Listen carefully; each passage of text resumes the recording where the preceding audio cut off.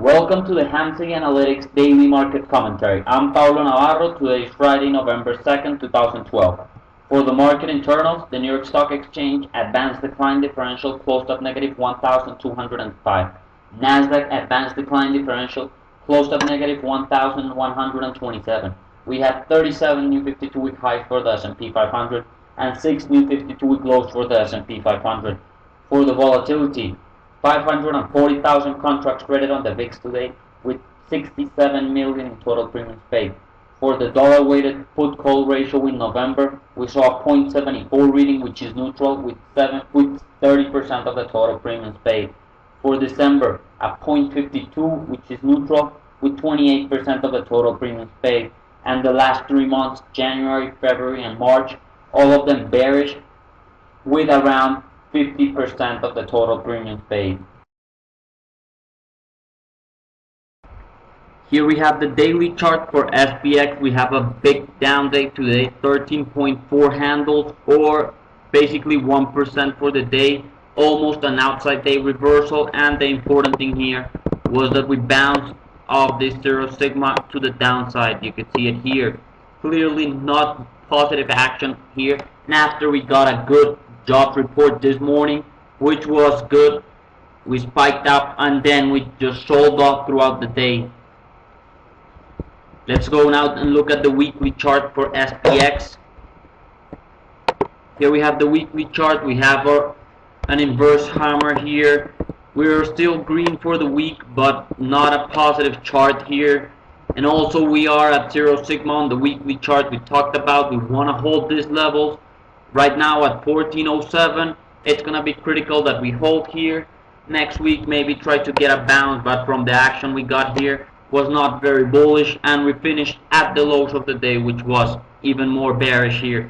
So maybe looking for lower prices in the chart, and we're looking maybe for the 200-day moving average.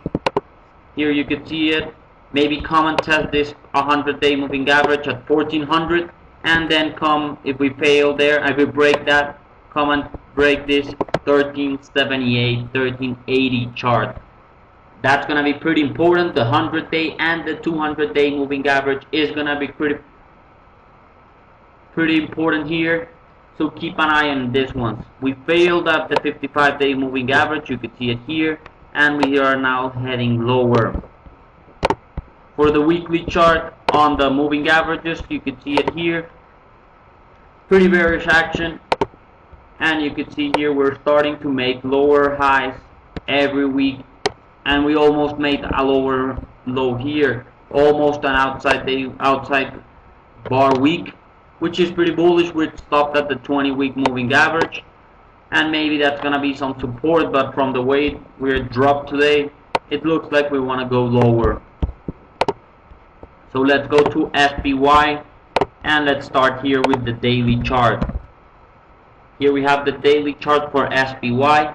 You can see here this huge down bar, and we have pretty much a reversal coming up here from the 55-day moving average. We talked about wanting to come here, but closing of course at that time, and then we failed there, and now looks like our target is going to be 140.17. that's going to be our lower side target, and below we're looking for 138.08. Those are the targets to watch here on SPY daily chart. If we look at the longer term, the weekly chart, here we have it, 20-day moving average acting as some support here, but if we failed here, we're looking for a long-term 136. That's going to be a longer-term trade. First we need to break that 200-day moving average we just talked about. Going for the Qs now, daily chart for the Nasdaq ETF or the Qs. And you can see here we are breaking the 200-day moving average at 65.17 and the 200-day moving average at 65.24. This is a weekly close below the 200-day moving average. Very bearish here. We tested a couple of times yesterday. We had a bounce. We couldn't hold there. Bounce back lower, and now we're looking for 62s and 62s and 60s. Those are going to be the targets here on the downside. For the Qs, if we go to the weekly chart,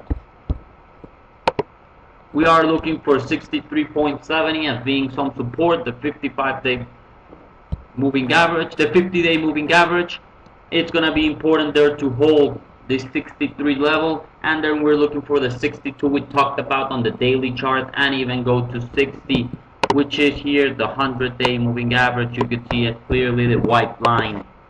That's going to be important. Now let's go to the Iwm chart. This is the Russell 2000 ETF, and let's start with the daily chart. We talked about yesterday, after the reversal, breaking this downward trend line, maybe coming and testing this 50-day moving average, and even trying to break it. We came, tested, but we failed to go above it, and after that we just started going lower. We also have an outside day reversal for Iwm, or the Russell 2000, and looks like we're gonna have to test this 100-day moving average at 81, and then the target is gonna be 80.55. From the pattern here, we tried to make a new high, we failed. Looks like we're gonna go lower, break that 200-day moving average, and maybe test these levels around here. If that's gonna be our support here, pretty bearish from here. Not much that we could do. We've sold off pretty hard, even after a good jobs report, and you can see here the reversal on the weekly, pretty hard, and also breaking the 20-week moving average. We're looking for 79.46 as our first support on the weekly chart. We're watching here the futures on the another chart, and we are down now 17 handles. It's going even lower as we closed on the cash basis, just know. Let's go for GLD, another horrible day for gold. We were down 2% for the metal. And let's start here with the daily chart.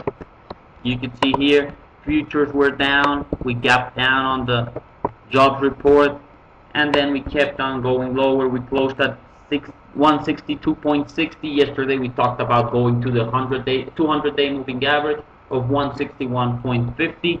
Looks like we're gonna get there. We are only $1 away from here, and it's the 100-day and 200-day moving average. That's gonna be important for gold to hold, and maybe try to start reversing higher. But pretty bearish action here on GLD today. If we go to the weekly chart, you can see here we stopped at the 20-day moving average, and also we have the 50-day moving average here. That's gonna act as some support, as well as the 200-day moving average, but we want to see the price start turning around before we jump in the trade on the long side. If we do break this to the downside, we're looking for this 100-week moving average of 156. You can see here in this period how many times we've tested that line and hold. So it's going to be critical to hold again from here. That's what happened here for GLD. We're going to take a quick look at SLV, silver. Here we have the silver ETF. And let's start with the daily chart. Another horrible day here for silver, down 4%.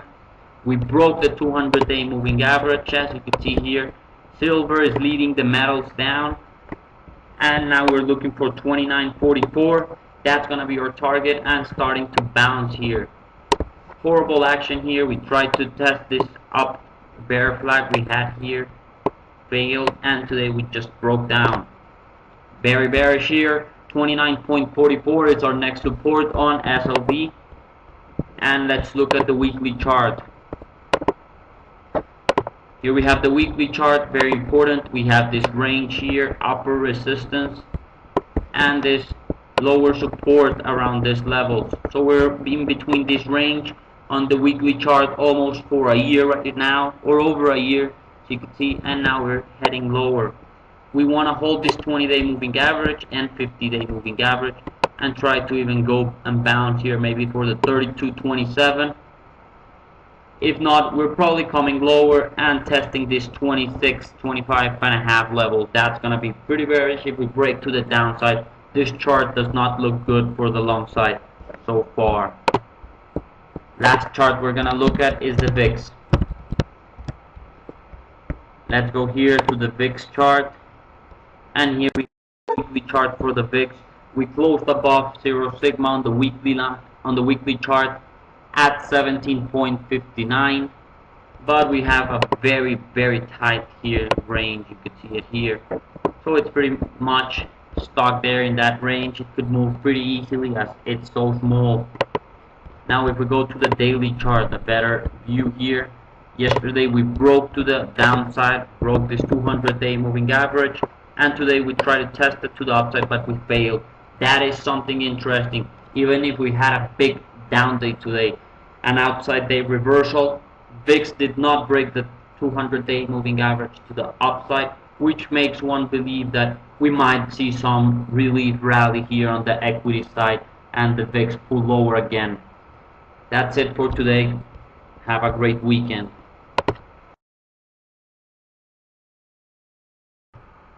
We have a special offer by TradeStation. Get your Hamsi Analytics proprietary indicators paid by TradeStation. Contact Active Traders office in Chicago, Peter Albino at the number listed below. Have a great weekend and I'll talk to you Monday.